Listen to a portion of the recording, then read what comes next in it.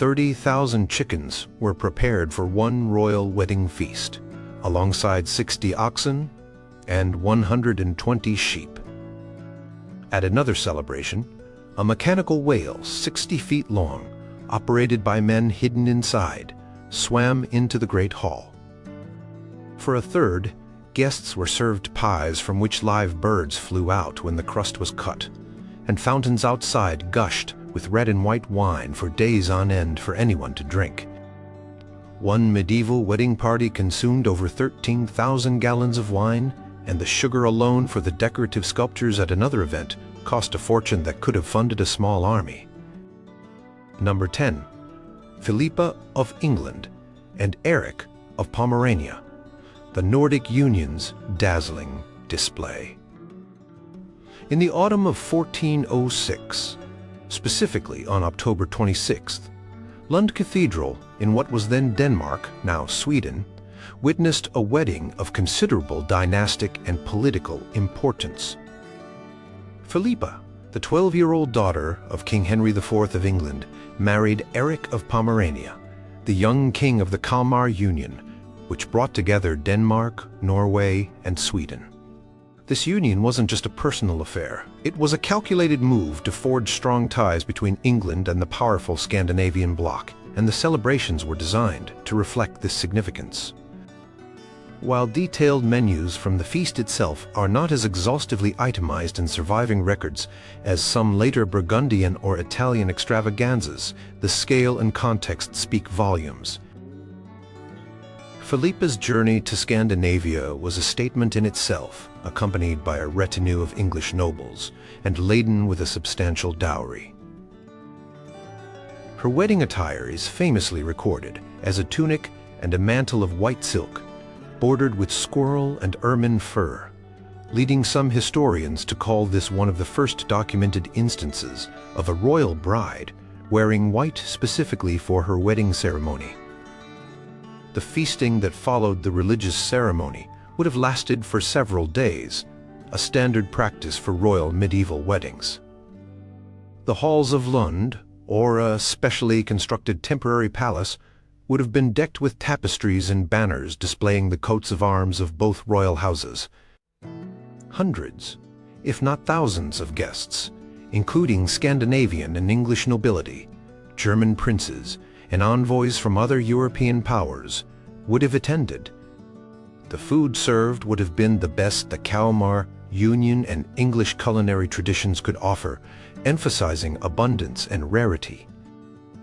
Expect tables laden with game meats like venison, wild boar, and various fowl. Swans, peacocks, herons, and partridges were staples of high-status feasts. These would often be roasted whole and sometimes redressed in their feathers or skins to appear lifelike. Fish, crucial for fast days but also a delicacy, would have been plentiful, given the maritime nature of the kingdoms involved. Pike, salmon, sturgeon, and herring prepared in numerous ways, baked, jellied, fried, or in pies. Spices, the ultimate luxury, would have been used generously. Saffron for its golden color and flavor, ginger, cloves, nutmeg, mace, and pepper. Sugar, equally precious, would have appeared in desserts and also in savory dishes, as the medieval palate favored sweet and sour combinations. Elaborate sugar sculptures, or sateltes, subtleties, depicting allegorical scenes, animals, or castles, might have been presented between courses, touting the skill of the confectioners and the wealth of the hosts. Drink would have flowed freely. Wine imported from France and Germany would be the preserve of the high table, while local ales and mead would have been available in vast quantities for all attendees. The sheer logistics of provisioning such an event, sourcing thousands of pounds of meat, grains, cartloads of vegetables and fruits, and barrels upon barrels of drink, required months of planning and a small army of cooks, bakers, brewers, and servers. Entertainment would have included music from minstrels playing harps, lutes, and pipes, as well as jesters, acrobats, and possibly theatrical performances or pageants. Though perhaps not reaching the legendary excess of later 15th century feasts, Philippa and Eric's wedding was a magnificent affair designed to impress and to solidify a new era of Nordic-English relations through a carefully orchestrated. Number 9.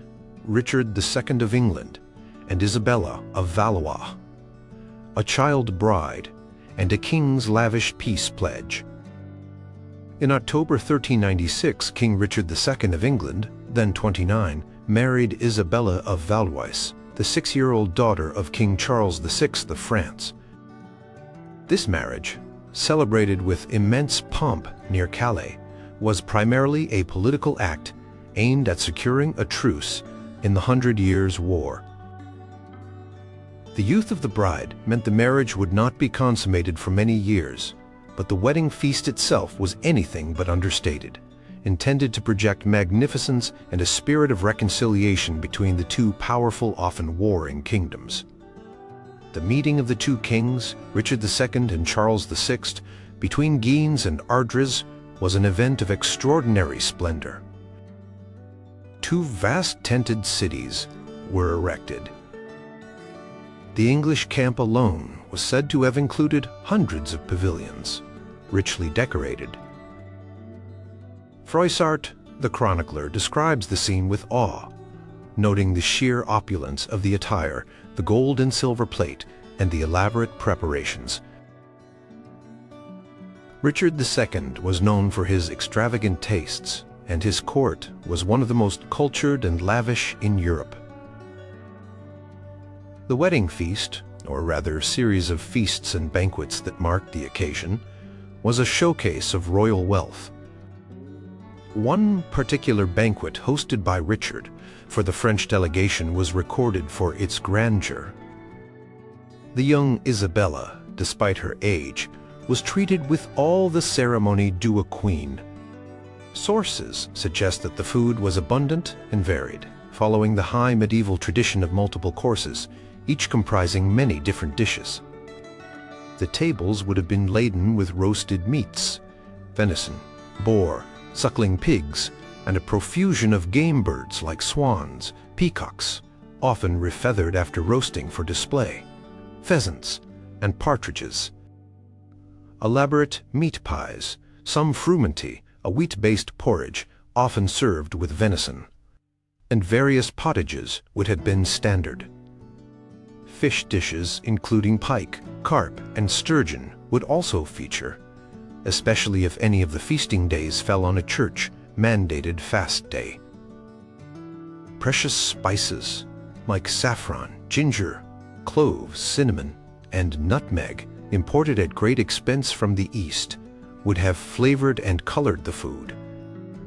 Sugar, another costly ingredient, was used not only in sweet dishes but also to create spectacular sautelts or subtleties, intricate edible sculptures made of marzipan, sugar paste, or jelly, depicting heraldic emblems, scenes from romances.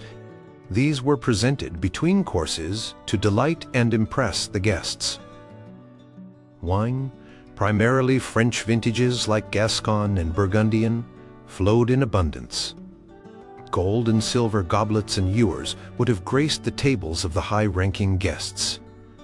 The sheer amount of precious metal on display in the form of tableware was a direct indicator of the host's wealth and status. Entertainment was integral to such feasts. Minstrels played music on harps, lutes, violes, and trumpets.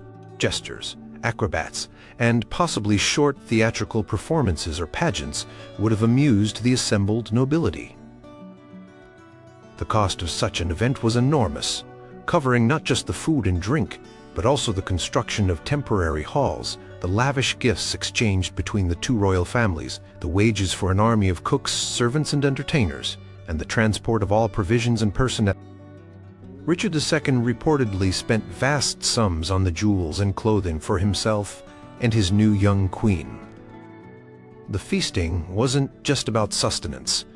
It was a carefully orchestrated diplomatic performance, a display of power, culture, and a fervent hope for peace served up on platters of gold and silver. Number 8. Henry V of England and Catherine of Valois. A conqueror's wedding amidst war's echoes. On June 2nd, 1420, in the city of Troyes, France, King Henry V of England married Catherine of Valois, daughter of King Charles VI of France. This wedding occurred under extraordinary circumstances.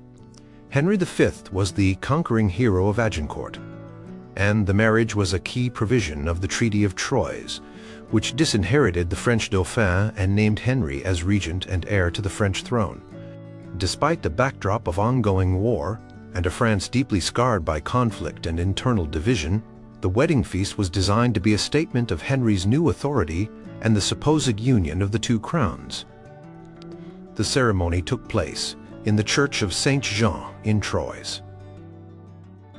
While the immediate aftermath of years of campaigning meant that resources might have been more constrained than in peacetime England, Henry V understood the importance of dynastic display. The feast that followed, though perhaps not reaching the legendary profligacy of some other medieval celebrations, was still royal and intended to be impressive, especially to the French nobility, whose allegiance Henry sought. Accounts suggest that the feast was held in a grand manner, with Henry and his new queen Catherine presiding. The English king, known for his piety and martial focus, nevertheless ensured that the celebration was fitting for his status as a victorious monarch and heir to France. The food served would have adhered to the standards of a royal banquet, emphasizing quality and, where possible, abundance. Roasted meats would have been central beef, venison, and mutton, along with fowl, such as capons, geese, and game birds. Given the location in Champagne, local delicacies and culinary styles would likely have influenced the menu. French chefs, perhaps working alongside English cooks, would have prepared elaborate dishes.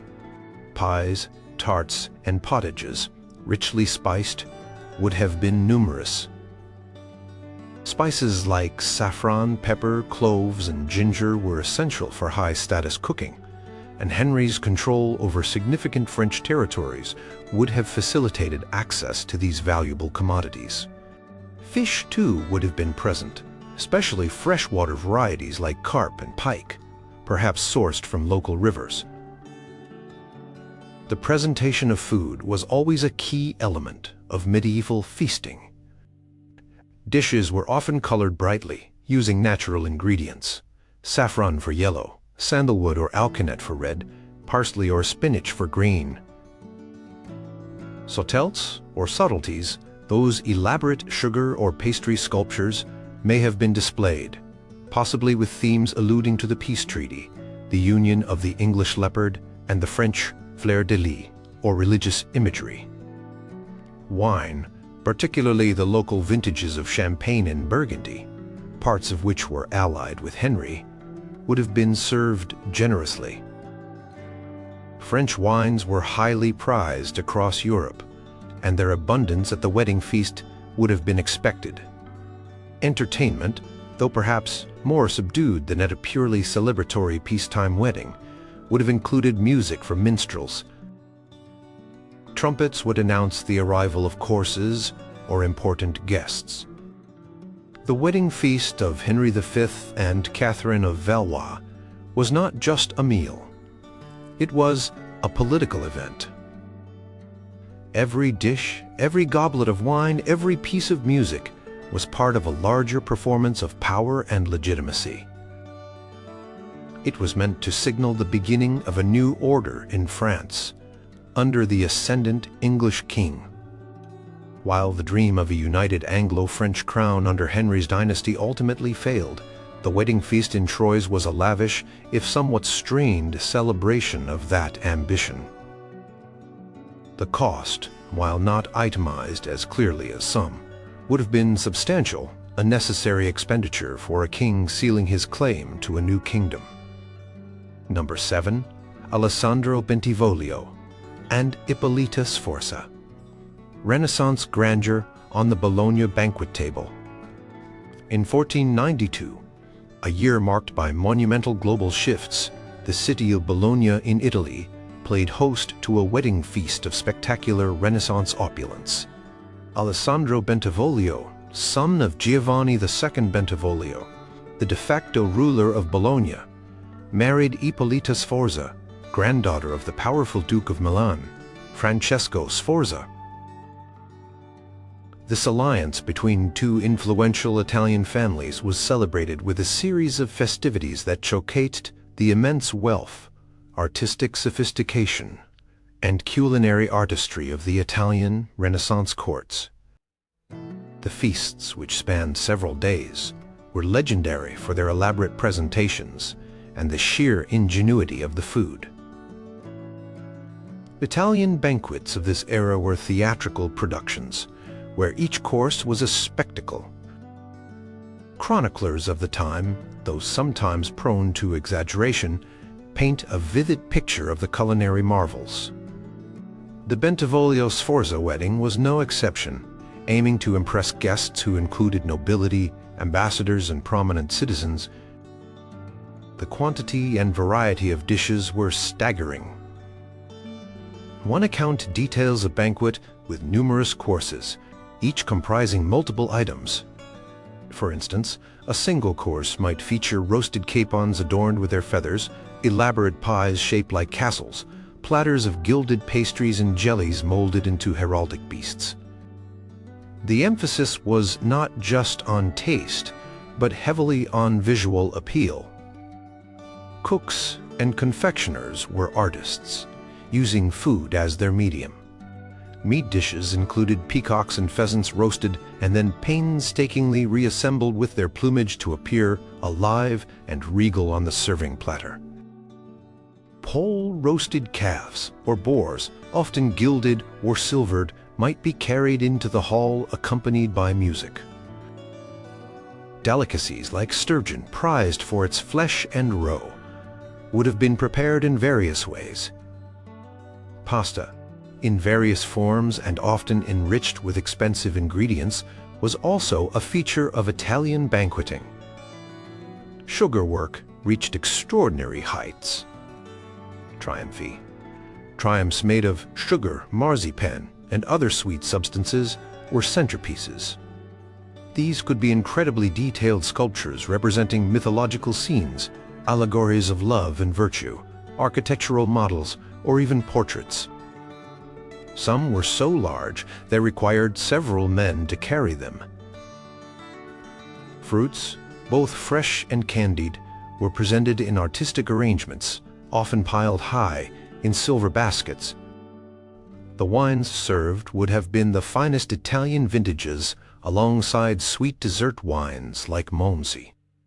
Water, often perfumed with rose or orange blossom, was provided for hand washing between courses, a necessity given that much food was eaten with the fingers or a knife. The tableware itself was part of the display. Gold and silver plates, intricate Venetian glassware, and elaborately decorated maiolica pottery. Entertainment was interwoven with the feasting. Musicians played lutes, viols, and wind instruments. Poetry was recited, and theatrical performances known as intermezzi were often staged between courses. These could be mythological plays, pastoral scenes, or comedic interludes, featuring elaborate costumes and stage machinery. Dancing was also a key part of the celebrations, with guests participating in formal courtly dances. The Bentivoglio Palace, the setting for many of these feasts, would have been sumptuously decorated with tapestries, frescoes, and garlands of flowers and foliage. The entire event was a testament to the Bentivoglio family's power and their desire to cement their status among the Italian elite through an unforgettable display of cultural and material splendor. The cost of such imported spices, sugar, fine wines, and the commissioning of artists and performers would have been astronomical. Number 6. Arthur, Prince of Wales, and Catherine of Aragon. A Tudor welcome with rivers of wine and pageant castles. In November 1501, London witnessed one of its most magnificent celebrations, the wedding of Arthur, Prince of Wales, heir to the English throne, and Catherine of Aragon, daughter of the powerful Spanish monarchs Ferdinand II of Aragon and Isabella I of Castile. This marriage was a diplomatic triumph for King Henry VII, forging a crucial alliance with Spain. The festivities, particularly the feasts, were designed to showcase the wealth and stability of the relatively new Tudor dynasty and to honor the Spanish princess. They lasted for around 2 weeks. The public celebrations began with Catherine's grand entry into London, marked by elaborate pageants. One such pageant featured a mechanical castle that opened to reveal singers and musicians. This theme of spectacle continued into the wedding feasts held at Westminster Hall and the Bishop of London's palace. The sheer scale of the provisions was immense. Records indicate that vast quantities of food were ordered, thousands of birds, swans, cranes, herons, capons, pheasants, partridges, plovers, larks, hundreds of deer, oxen, sheep, and pigs. The royal kitchens would have been a hive of activity for weeks, with hundreds of cooks and assistants. The main wedding feast, following the ceremony in St. Paul's Cathedral on November 14th, was a grand affair. Westminster Hall was sumptuously decorated with rich tapestries and cloth of gold. The tables groaned under the weight of food, served in multiple courses, each announced by trumpets. The dishes were a mix of English and perhaps some Spanish-influenced cuisine, designed to please both hosts and guests. Roasted meats were prominent, often presented dramatically. Peacocks were skinned, roasted, and then redressed in their feathers, their beaks sometimes gilded to appear as if alive. Swans were similarly treated. Huge pies, some containing savory meats, and others sweet fillings, were a staple. A notable feature of the feasting was the subtleties, or sauteltes, elaborate sculptures made from sugar, marzipan, or wax, depicting allegorical scenes, heraldic devices like the Tudor rose and the pomegranate of Granada, castles or figures from romance. These were paraded into the hall between courses, not just for consumption, but as artistic marvels. One such subtlety described was a castle with ladies looking out from the windows, and another of a garden with artificial flowers and animals. Wine flowed in incredible quantities. Conduits in parts of London, like the one at Cheapside, were famously made to run with red and white wine for hours, free for all citizens to drink. At the banquets, the finest French and Spanish wines would have been served to the nobility in gold and silver goblets. Ale and beer were also consumed in vast amounts. The cost of spices, saffron, ginger, cloves, mace, pepper was a significant part of the expenditure, as these were essential for flavoring and coloring the dishes of the wealthy. Entertainment was constant and varied. Besides the music of minstrels and trumpeters, there were jousts, tournaments, masks, and dancing. Knights competed in feats of arms for the honor of the new princess. Inside the feasting halls, jesters, tumblers, and performers in elaborate costumes entertained the guests.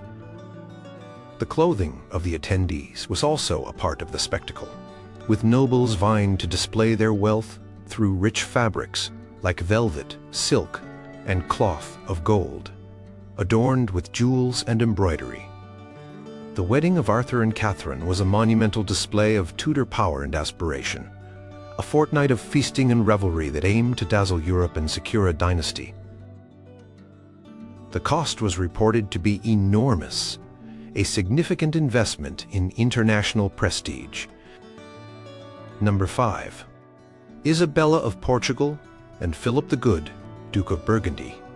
Burgundian brilliance and days of unrivaled revelry.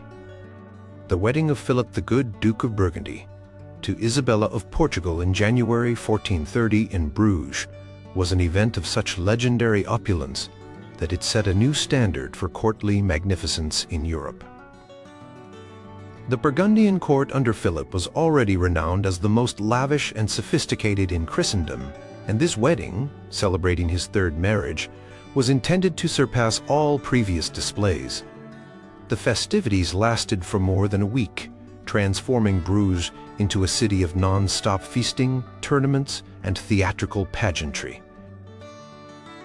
Philip, known for his patronage of the arts and his love of chivalric display, spared no expense. The preparations were immense. Chroniclers of the time, like Olivier de la Marche, provide detailed accounts of the splendors.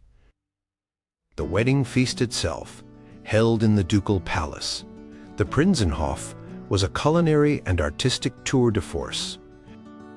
The great hall was decorated with an extravagance that astounded contemporaries. Walls were hung with precious tapestries depicting scenes of heroism and romance, and the ceilings might have been draped with blue cloth sprinkled with golden stars to resemble the night sky. The food served was both incredibly abundant and exotically prepared. Multiple courses, each consisting of dozens of individual dishes, were paraded into the hall. Roasted meats formed the core of many courses: swans, peacocks, often gilded or refeathered, pheasants, herons, bustards, and numerous smaller game birds. Venison, wild boar, and suckling pigs were also staples. These were often accompanied by complex sauces, heavily spiced with costly Eastern imports, like ginger, cloves, cinnamon, saffron, which also lent a rich golden hue to many dishes, and pepper. One of the hallmarks of Burgundian feasts was the extraordinary entremet's elaborate dishes or spectacles presented between the main courses. These were designed to entertain and amaze the guests. They could range from massive pies, from which live birds would fly out when cut, to intricate models of castles or ships made from pastry and sugar, or even live actors performing short allegorical scenes. One famous entremet at a later Burgundian feast, the Feast of the Pheasant in 1454, hosted by Philip, involved a giant pie containing 28 live musicians. While this specific detail is from a later event, the wedding feasts for Isabella would have featured similarly spectacular creations. Sugar sculptures, or sautelts, were also a prominent feature, crafted by skilled confectioners into heraldic beasts, mythological figures, or representations of the ducal couple. These were edible works of art, showing both the wealth of the host, sugar being extremely expensive, and the skill of his artisans. Wines from Burgundy itself, as well as from France, the Rhine, and even Greece, like Malmsey, flowed copiously. Guests drank from jewel-encrusted gold and silver goblets. The sheer value of the plate on display was staggering. Beyond the food, the entertainment was continuous. Tournaments, including jousts and pas d'armes, passage of arms, were held, where knights in magnificent armor competed for glory. There were masques, balls, with courtly dances, and theatrical performances. Philip the Good even used the occasion of his wedding to found the prestigious Order of the Golden Fleece, a chivalric order whose knights were sworn to uphold Christian values and chivalry. The city of Bruges itself participated with civic processions, decorations, and public fountains flowing with wine. The wedding of Philip and Isabella was more than a marriage celebration. It was a carefully orchestrated political statement of Burgundian power, wealth, and cultural supremacy that resonated throughout Europe. Number 4. Henry III of England and Eleanor of Provence. 30,000 chickens for a royal union. When King Henry III of England married Eleanor of Provence on January 14, 1236, the event was marked by feasting of truly epic proportions, even by medieval standards. The celebrations, centered in London and Westminster, were meticulously planned to display royal magnificence and to welcome the new queen. Matthew Paris, a contemporary chronicler, monk of St. Albans, recorded details of the preparations and the feast, leaving a vivid impression of its scale. His accounts suggest an almost overwhelming abundance. The sheer quantity of provisions assembled for the wedding feast is staggering. According to some interpretations of chronicles, the orders included 30,000 chickens, though some historians suggest this number might be an exaggeration or a misinterpretation of dishes of chicken rather than individual birds. It still implies a vast amount. Additionally, there were reports of thousands of other birds, such as partridges, pheasants, and swans. Large game like deer were brought in by the hundreds. Domestic livestock numbers were also enormous. Dozens of oxen, hundreds of pigs, and thousands of sheep were said to have been slaughtered for the occasion. Fish, especially pike, eels, and salmon, were also supplied in massive quantities, as feasting often spanned days that included church-mandated meatless periods. The royal kitchens at Westminster must have been scenes of organized chaos, with an army of cooks, scullions, bakers, and servers working around the clock. Food was prepared in a variety of ways: roasted, boiled, baked-in pies, known as coffins due to their pastry casing, stewed in pottages, or preserved in jellies. Spices, the ultimate luxury, were used extensively to flavor the food and to demonstrate wealth. Saffron, ginger, cloves, mace, nutmeg, and pepper would have been imported at great cost. Honey was the primary sweetener, though sugar was becoming available and would have been used for special dishes and by the very wealthy. The Great Hall at Westminster, where the main feast was held, would have been adorned with tapestries, banners, and fresh rushes or herbs strewn on the floor. The king and queen, along with the highest-ranking nobles and clergy, would have sat at a high table, while other guests occupied long trestle tables arranged down the hall. The service of food was a highly ritualized affair. Dishes were brought in processions, often accompanied by music from minstrels. Trumpeters would announce the beginning of each course. Beyond the sheer volume, the presentation of food was also important. Peacocks might be roasted and then redressed in their feathers, their beaks gilded. Swans were a similar delicacy. Elaborate pies could be decorated with heraldic symbols or sculpted pastry. While the highly refined sugar subtleties of later centuries were not yet as common, simpler decorative elements using pastry jellies and natural food colorings would have been employed. Wine flowed freely. Gascon wine, from England's possessions in France, was a staple, along with other imported vintages, and locally produced ales and mead. The feasting would have lasted for several days, interspersed with other entertainments such as music, dancing, and possibly chivalric displays, or tournaments, although details on these for this specific wedding are less emphasized than the food itself. The entire city of London was involved in the celebrations, with citizens decorating their houses and participating in public festivities. Henry III's wedding feast for Eleanor of Provence was a clear statement of royal power and bounty, intended to impress both his own subjects and foreign dignitaries with the splendor of the English crown. The cost of provisioning such an event, even with the king's ability to requisition supplies, purveyance, would have been a significant drain on the royal treasury.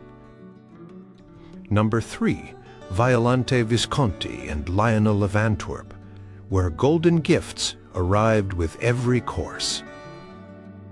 The wedding of Violante Visconti, daughter of Galazzo, the second Visconti, Lord of Milan, to Lionel of Antwerp, Duke of Clarence and son of King Edward III of England, in Milan in June 1368, is stravinged as one of the most ostentatiously extravagant nuptial feasts in medieval history. The Visconti, family rulers of Milan, were immensely wealthy, and they used this wedding to make an unparalleled display of their riches and power to a European audience. The sheer opulence, particularly in the giving of gifts during the feast itself, left chroniclers and guests astounded. The wedding feast took place in a specially prepared courtyard, or hall, lavishly decorated. Dozens of courses were served, each announced by trumpets. What made this feast truly legendary was the custom of presenting lavish gifts to the bridegroom and his English retinue between the courses of the meal. This was not a mere exchange of presents before or after. The gifts were an integral part of the feasting spectacle itself. With the arrival of each new set of dishes, a new set of magnificent gifts was also presented to Lionel and his companions. These were not token gestures. For example, with one course might come gifts of war horses, sumptuously caparisoned, sometimes with silver or even gold bits and buckles.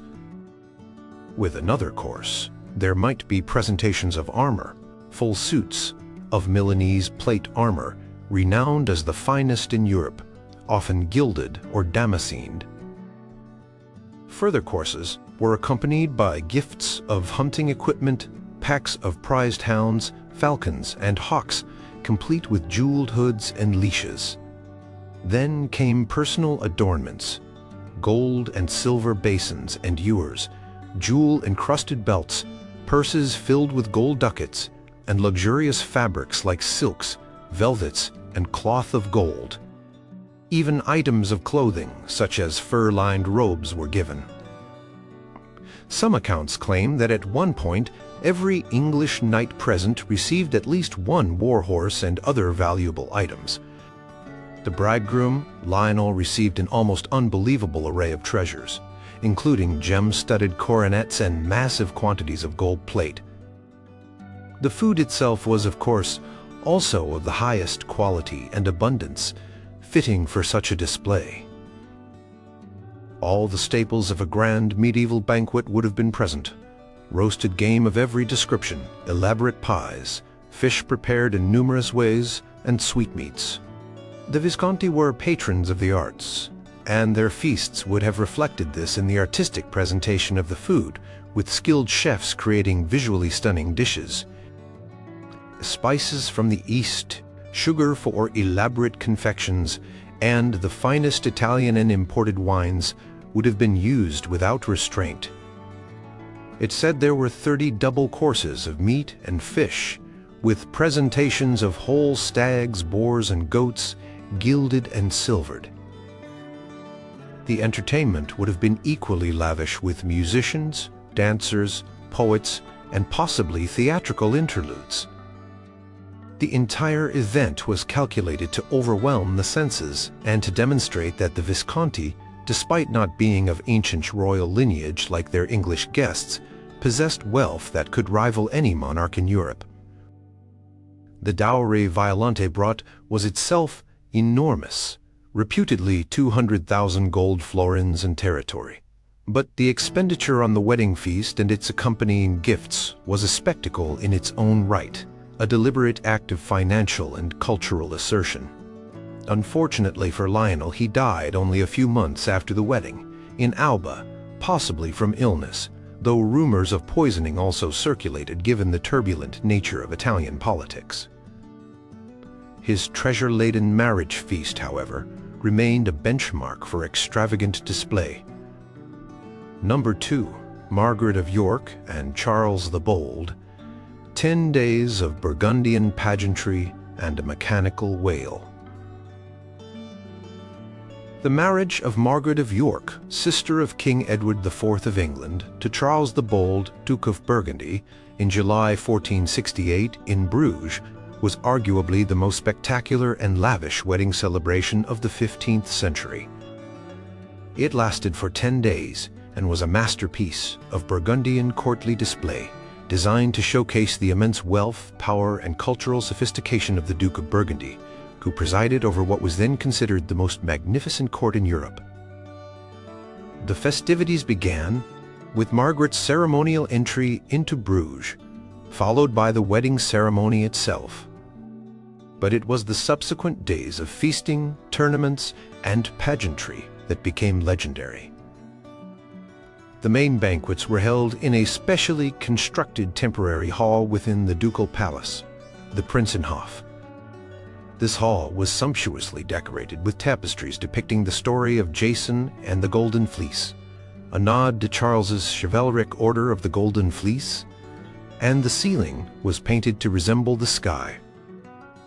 The food served was a testament to Burgundian culinary artistry and excess.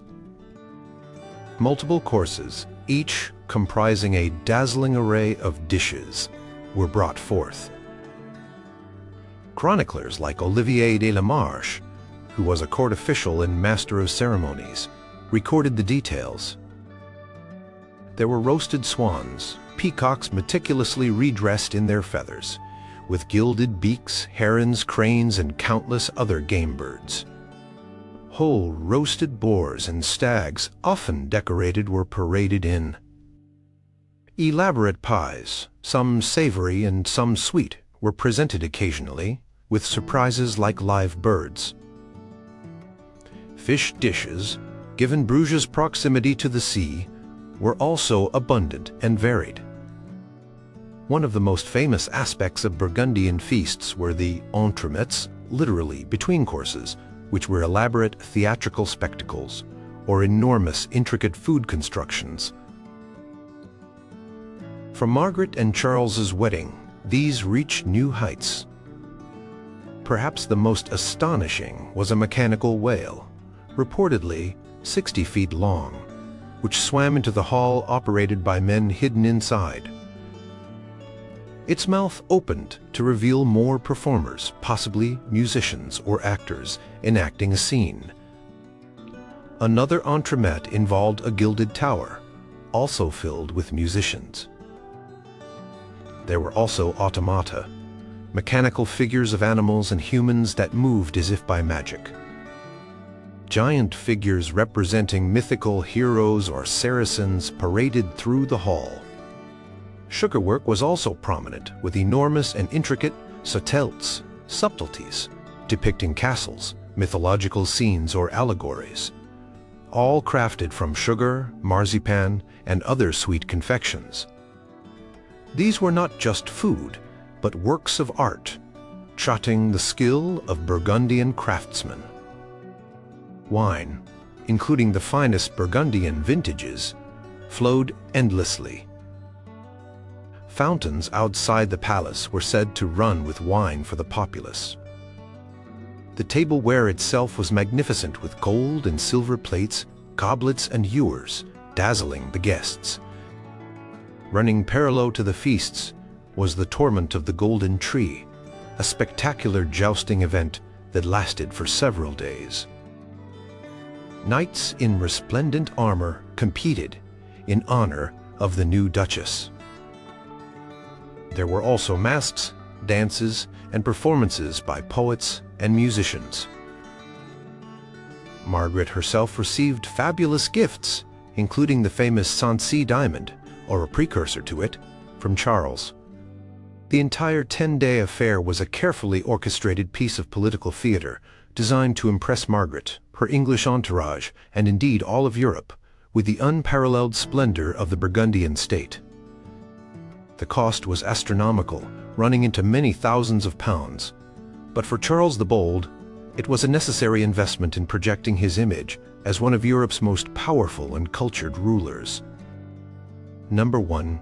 George the Rich of Bavaria Landshut and Hedwig Jagiellon. The Landshut wedding, Europe's grandest medieval party. The wedding of Duke George the Rich of Bavaria Landshut to Hedwig Jagiellon, daughter of King Casimir IV Jagiellon of Poland, in November 1475 in the Bavarian city of Landshut, is widely considered one of the most colossal and meticulously documented wedding festivals of the entire medieval period.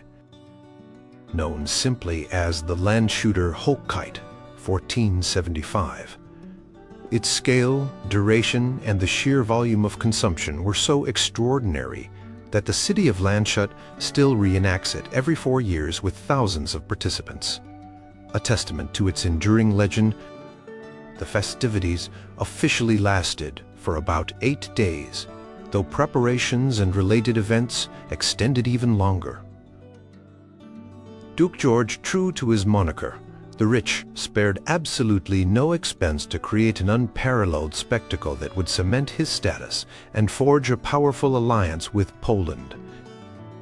Around 10,000 guests were invited, including the Holy Roman Emperor Frederick III, numerous princes, dukes, margraves, bishops, and knights from across the German lands and beyond. The entire city of Landshut was transformed into a festival ground. The logistics of feeding such a multitude were staggering. Contemporary chronicles provide almost unbelievable figures for the provisions consumed. Over the course of the main feasting period, records indicate the consumption of 323 oxen, 285 pigs, 1,130 sheep, 490 calves, and an astonishing 40,000 chickens, and other fowl like geese and capons. Game was also plentiful, with thousands of deer, hares, and game birds. Fish, for fast days and variety, amounted to tens of thousands, including pike, carp, and trout. To bake the bread required, it said that 190 hundredweight of flour was used.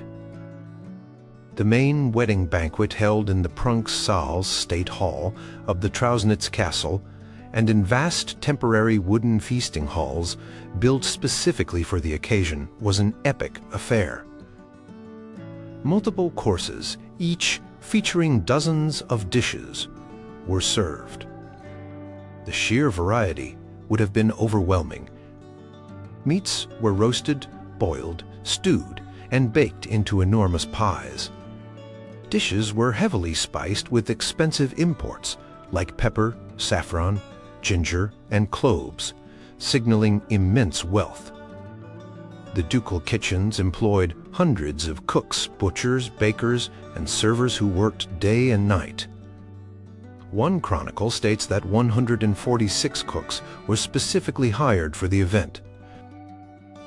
Drink flowed in equally biblical quantities.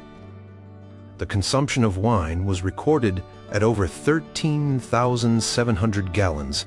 Some sources say over 52,000 liters of Austrian wine alone, plus Rhenish and other varieties. And beer consumption was even higher, though exact figures are harder to ascertain. Special conduits were set up in the city to provide free wine to the populace. The ducal cellars were emptied, and vast new stocks were brought in. Entertainment was continuous and spectacular. A grand bridal procession through the city involved thousands of participants in rich costumes, with Hedwig in a golden carriage. There were magnificent tournaments where knights from all over Europe competed in jousting and other chivalric games. Elaborate pageants, dances, musical performances by hundreds of trumpeters and minstrels, theatrical shows, and even firework displays, a novelty at the time, filled the days and nights. The city was alive with music, feasting, and revelry. The cost of the Landshut wedding was astronomical, estimated at over 60,000 guilders, a sum that could have financed major military campaigns. Duke George's expenditure was a calculated display of his immense wealth and political ambition.